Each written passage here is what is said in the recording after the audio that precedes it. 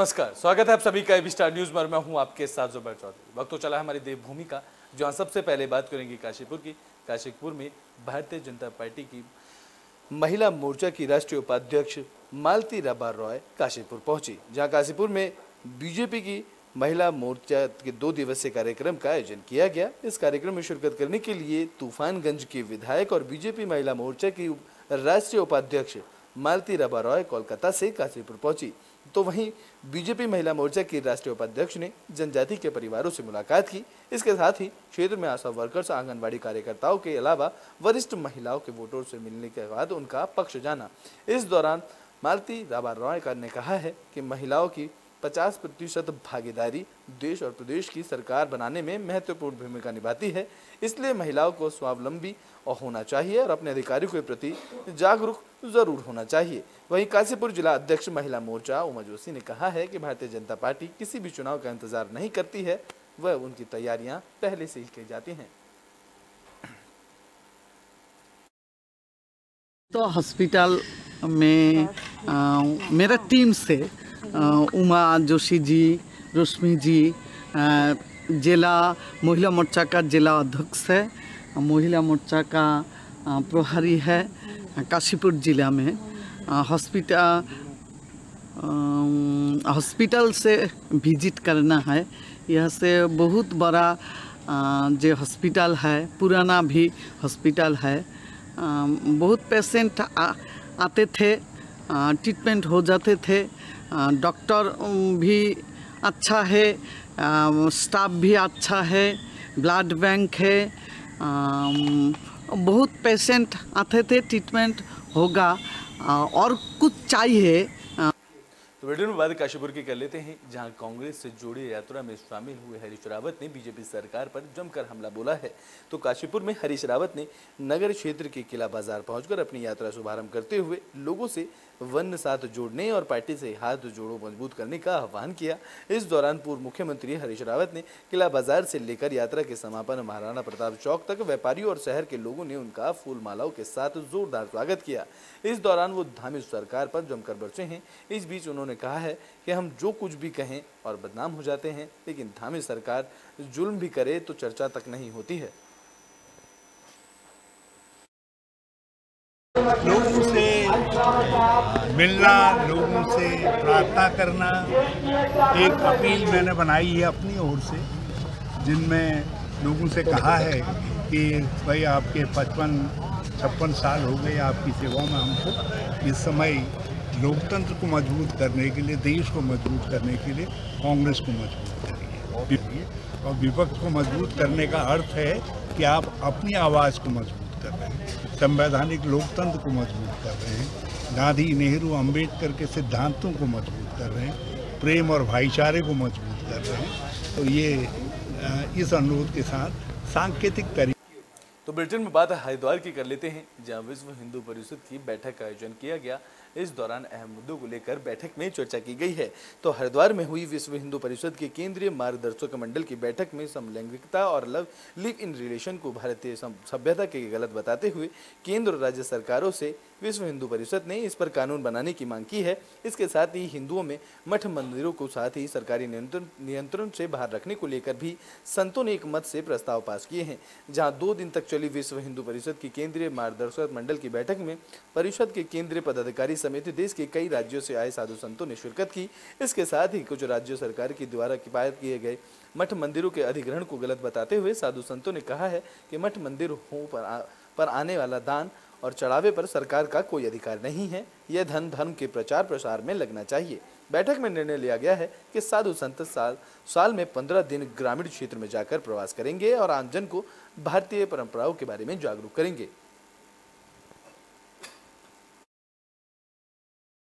एक तो पूर्ण देश भर में अनेक राज्यों में मंदिरों के ऊपर जो सरकारी नियंत्रण है, उससे मंदिरों की मुक्ति करना और हिंदुओं का धन हिंदू धर्म के कार्य के लिए ही होना, यह आग्रह सभी पूज्य संतों ने रखा है। साथ साथ में वक्फ बोर्ड जैसे और वक्फ के कानून जैसे जो कुछ कानून आए वह हिंदू हितों के एकदम विरोध में हैं।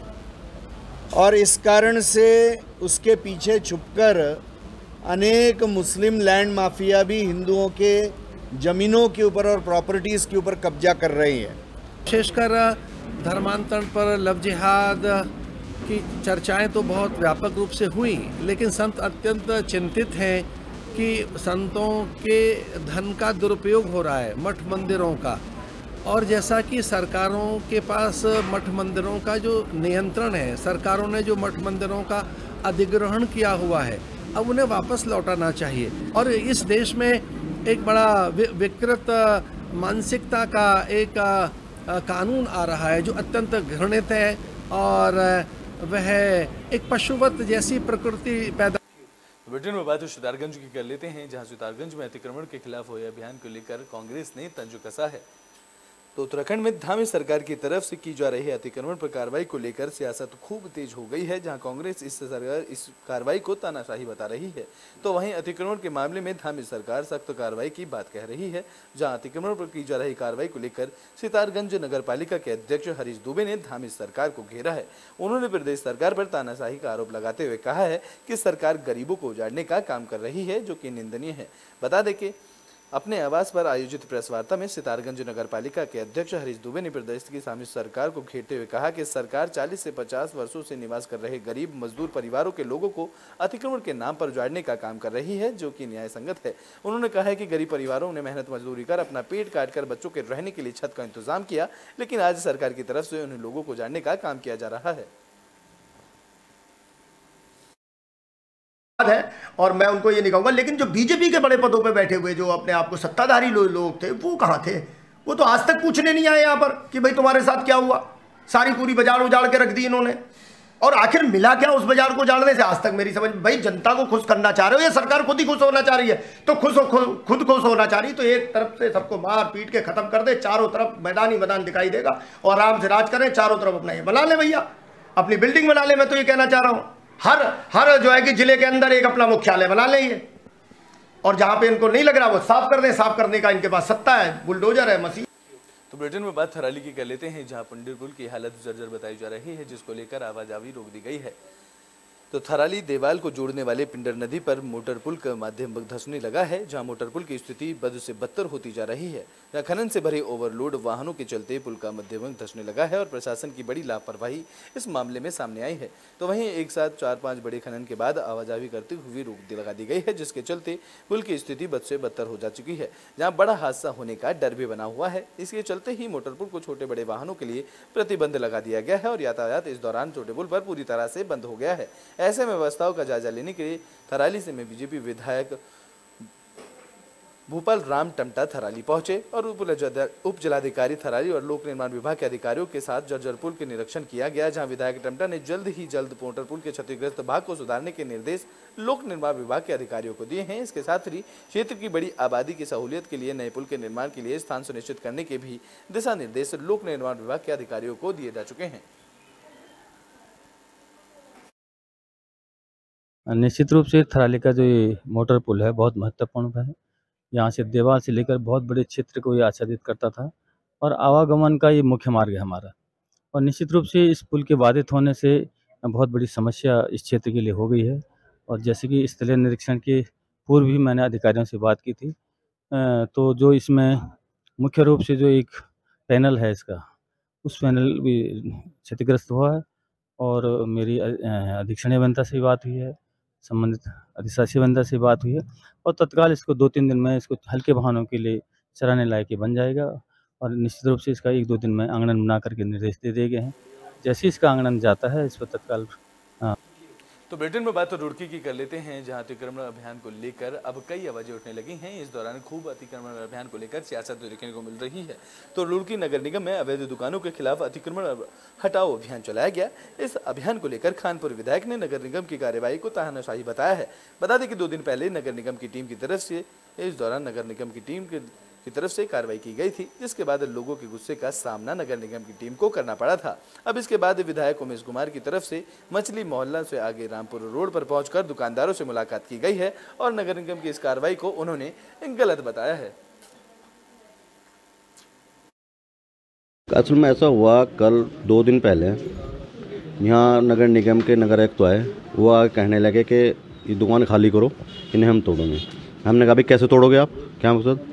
कि जी इसमें ज़मीन हमारी नगर निगम की है, हमें देने। हमने कहा आप नोटिस दिखा दो तोड़ने का, तो हम तोड़ देंगे।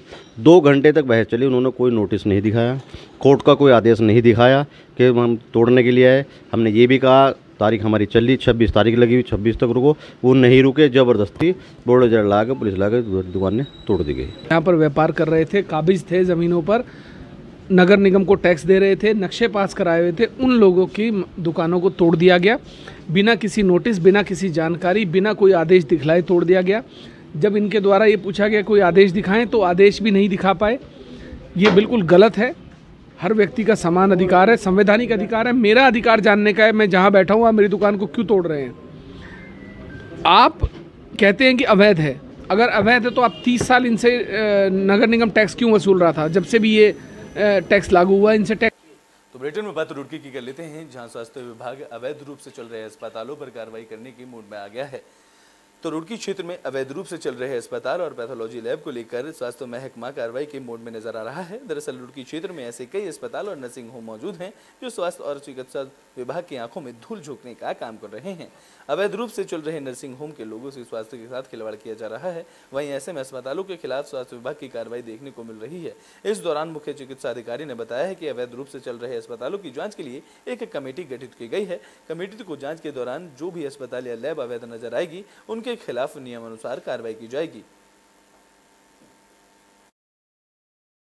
देखिए, हमने एक यहाँ से कमेटी भी बना दी है जो इस तरह की जांच कर रही है कि किस तरह की जो अनऑथराइज्ड हॉस्पिटल्स हैं और लैब्स हैं उनके खिलाफ एक्शन में ज़रूर है। टाइम ज़रूर उसमें देखिए थोड़ा सा लगता है, सबको एक दिन में बंद नहीं किया जा सकता है, लेकिन यह है कि जो भी, ये मैं आपके माध्यम से भी एक मैसेज देना चाह रहा हूँ कि जो भी अनऑथराइज्ड है, जो हमारे उसमें CA में रजिस्टर्ड नहीं है, क्लिनिकल एस्टेब्लिशमेंट एक्ट में रजिस्टर्ड नहीं है, तो वो अपने रजिस्ट्रेशन भी जल्दी से जल्दी करा लें और जो वहाँ डॉक्टर है जिसकी तैनाती के कागज़ प्रेषित किए गए हैं वो वहाँ पे उपलब्ध होना चाहिए। नहीं तो हमारे स्तर से जो भी एक्ट में प्रावधान है उसमें एक्चुअली जुर्माने का प्रावधान है, तो जल्दी ही हम उसको भी जुर्माना वसूलने की कार्रवाई।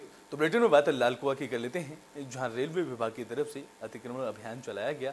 इस दौरान लालकुआ में रेलवे विभाग की तरफ से पुलिस प्रशासन के सहयोग से नगीना कॉलोनी में दूसरे चरण की कार्रवाई करते हुए अतिक्रमण हटाओ अभियान चलाया गया। इस दौरान ग्रामीणों की पुलिस प्रशासन से तीखी नोकझोंक भी हुई। वहीं अभियान का विरोध कर रहे नगीना कॉलोनी के आधा दर्जन से अधिक लोगों को पुलिस ने हिरासत में लिया, जिसमें बंगाली समाज के नेता सुब्रिय विश्वास भी शामिल रहे, जिसके बाद ग्रामीणों ने खुद अपने घरों को खाली करवाना शुरू किया। इस दौरान लोग रोते बिलखते नजर आए। वहीं मजदूर लोग प्रशासन से हाथ जोड़कर न्याय की गुहार लगाते रहे। इस बीच अपनी आंखों में सपनों के घर को टूटता देख कुछ लोग बेहोश हुए। इस दौरान प्रशासन में हड़कंप मच गया, जहां आनन फानन में डॉक्टरों की टीम को मौके पर बुलाया गया। वहीं जो लोग बेहोश हुए थे उनको इलाज कराया गया। बता दें कि इस दौरान उप जिलाधिकारी मनीष कुमार ने बताया है कि एक हफ्ते पहले हाईकोर्ट के आदेश के बाद नगीना कॉलोनी से अतिक्रमण हटाना शुरू कर दिया गया था, जिसमें पहले चरण की कार्रवाई करते हुए 200 से अधिक मकानों को ध्वस्त कर भूमि खाली कराई जा चुकी है। उन्होंने कहा है कि सरकारी भूमि पर अवैध अतिक्रमण किसी भी कीमत पर बर्दाश्त नहीं किया जाएगा। जमीन पर अतिक्रमण था और पिछले 18 और 19 तारीख को 2 दिनों में अतिक्रमण हटाया गया था। कुछ घर ऐसे थे जिनको नोटिस सर्व नहीं थे रेलवे के द्वारा, उनको 18 तारीख में नोटिस सर्व हुआ था, 1 सप्ताह का समय दिया गया था। आज 26 तारीख को समय अवधि समाप्त हुई है, तो काफ़ी लोगों ने घर अपने जो है खुद ही खाली कर लिए हैं और हटा लिए हैं। जो कुछ लोग रह गए हैं उनको जो हटाने की कार्रवाई की जा रही है। इसके अलावा सब शांति, आप देख रहे होंगे आप लोग, जो है शांति व्यवस्था। तो बुलेटिन के आखिरी में बात पौड़ी की कर लेते हैं, जहां प्रोफेसर की आत्महत्या के मामले में पुलिस ने जांच शुरू कर दी है। तो वहीं प्रोफेसर की परिजनों ने कॉलेज के निदेशक पर कई गंभीर आरोप लगाए हैं। तो पौड़ी के गोविंद वल्लभ पंत इंजीनियरिंग कॉलेज में घुड़दौड़ी की असिस्टेंट प्रोफेसर मनीषा भट्ट ने अलकनंदा नदी में छलांग लगाकर आत्महत्या करने के मामले में अब पौड़ी पुलिस ने जांच शुरू कर दी है। दरअसल मृतका मनीषा भट्ट के पति ने कॉलेज के निदेशक वाई सिंह और इलेक्ट्रॉनिक एंड कम्युनिकेशन इंजीनियर विभाग के हेड ऑफ डिपार्टमेंट के खिलाफ थाने में तहरीर देकर उत्पीड़न का आरोप लगाया है। आरोप है कि मनीषा को मॉनिटरिंग और लिव इन के लिए लिव लेने पर परेशान करने के लिए, प्रमोशन रोकने और आत्महत्या जैसे कदम उठाने के लिए परेशान करने का आरोप लगाया गया है। जबकि मनीषा के देवर ने बताया है कि वे जीबी पंत इंजीनियरिंग कॉलेज में सेवा दे चुके हैं और वहां के उत्पीड़न से वाकिफ हैं, जहां कॉलेज के उच्च अधिकारी अपने कर्मचारियों का शोषण करते हैं। मनीषा के देवर ने यह भी बताया है कि कॉलेज के विवादाध्यक्ष AK गौतम और निदेशक वाई सिंह पर उत्पीड़न करने का आरोप उन्होंने भी लगाया। जहां मनीषा के देवर ने बताया कि उन्हें भी परेशान होकर कॉलेज से जॉब छोड़नी पड़ी थी, तो वहीं कॉलेज के निदेशक ने इन सभी आरोपों को निराधार बताया है। इस मामले में SSP ने एक जांच की टीम गठित की है, जहां फॉरेंसिक टीम को भी जांच में लगा दिया गया है, जिसके बाद फॉरेंसिक की टीम और पुलिस की टीम कॉलेज में पहुंचकर जांच करती नजर आ रही है। लेकिन मुझे ये पता नहीं था कि ये सिर्फ नौकरी ही नहीं खा रहा है, ये इंस्टीट्यूट, ये हमारे बच्चों को भी खा रहा है, हमारी माँ बहनों को भी ये खा रहा है। ऐसा सिस्टम है वहां का कि वहां के लोगों का जमीर मर गया है, जमीर। आप समझो घुड़दौड़ी वालों, तुम्हारे पास जमीर नहीं है, जमीर नहीं है तुम्हारे पास, जमीर मर चुका है तुम्हारा। अगर तुम ऐसी हरकतें करोगे, सब सबूत है हमारे पास, लेकिन होगा कुछ नहीं उससे।